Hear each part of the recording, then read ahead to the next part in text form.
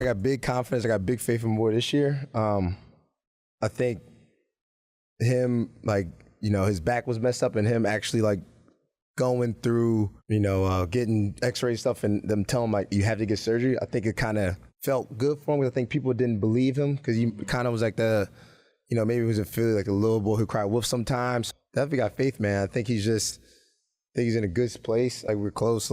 He's the one talking in the chat all the time. I think he just feels that he has a lot of friends and we all with him. And obviously, we want him to score and stuff, but we ain't not pressed about it. You just want to be him, be aggressive, and just play the right way. Next time I will make sure to have a bleep button there. That was Mikal Bridges on Paul George's podcast. I actually am really enjoying Paul George's podcast. Yeah, he's good. He's got big faith, though, in Ben Simmons. He's been excellent. Simmons has been rehabbing Ramona from that back injury. What are folks around the league saying? Look, those comments tell me more about Mikal Bridges than Ben Simmons. Until Ben Simmons plays, until he gets through a season and he's healthy and he's back to the form that we saw in Philadelphia earlier in his career, we don't know. But I think what Bridges is saying here is, to me, it really important for Ben going forward. He has to feel that support of his teammates.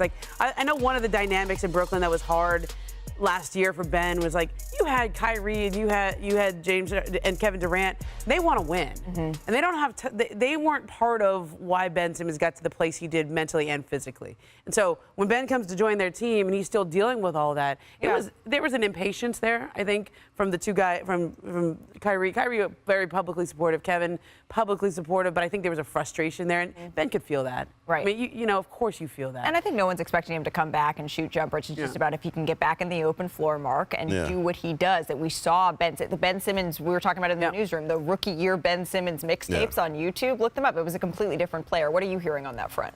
Well, I talked to somebody close to the former LSU star. Shout out LSU. I would say he's in the final stage of prep for the season, and he has passed every benchmark and is as healthy as he has ever been since his last year in Philly.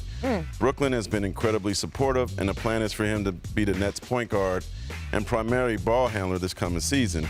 The expectation is he will fully resume his career at the level he has prior to leaving Philadelphia. Very interesting. I see him working out in Florida. He's got a trainer down there. I was hoping we would see him playing for Team Australia. I don't think that's going to happen. Right. But, that is, to me, until we see Ben Simmons out on the court, I believe him. I went through a back surgery like that. I know what he's talking. When he talked about his back surgery, that was real. That was very hard to come back from, and especially his knee injury. So I think it's hard for people to understand where the line is between his physical issues and the mental issues. And you kind of made a great point earlier, Ramona, about how, to me, this whole team is like a new team, even if it's the same uniform. Yeah. I like to see this roster compared to last season's roster. And it's good that Bridges is like this. This is Bridges' team. Right. Yeah. So if he's going to be really supportive of Ben and put his arm around him, I think that's going to help Ben a lot.